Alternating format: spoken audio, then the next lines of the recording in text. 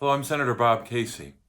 This week, our nation has lost over 1,000 Americans a day to COVID-19, as daily case counts have climbed above 150,000. We mourn those we've lost and pray for those still suffering and their families. However, prayers and condolences are insufficient. The United States Senate must act. In May, the House of Representatives passed the Bipartisan HEROES Act in order to contain the virus and help Americans suffering from the virus. The HEROES Act took a range of steps we desperately need, including providing direct relief to workers and families, increasing our testing capacity, and helping small businesses stay afloat. For all these months, this vital legislation has collected dust in the Senate because Majority Leader McConnell refuses to bring it to the floor for a vote. Instead of providing real help to all Americans, Republicans in the Senate have been focused on broad corporate immunity, which would put more Americans at risk and do nothing to contain COVID-19. Like President Trump, Senate Republicans are in denial about the severity of the pandemic and in denial about the result of the presidential election.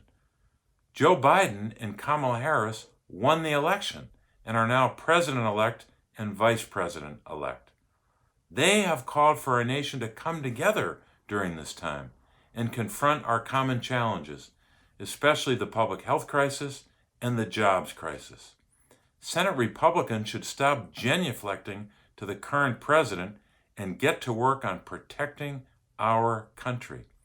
We need a smooth transition so that the Biden-Harris administration has the resources they need to confront the pandemic and the national security threats in the months ahead.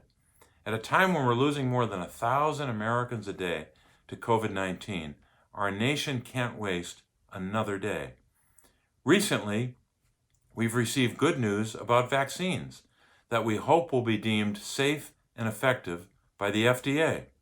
In order to distribute those vaccine doses efficiently, contain the virus, and help our nation build back better, the Trump administration has an obligation to work with the Biden-Harris transition. It's time for Majority Leader McConnell and Senate Republicans to work with Democrats in the Senate to pass COVID-19 relief legislation that meets the needs of struggling small businesses and families who are out of work and who can't pay rent or put food on the table. It's time to pass legislation that helps hospitals, nursing homes, and home and community-based providers who are overrun by the virus.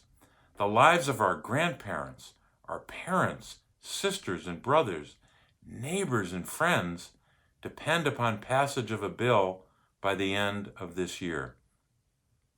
We need a bill now to help all Americans, and the Trump administration must engage in an orderly transition.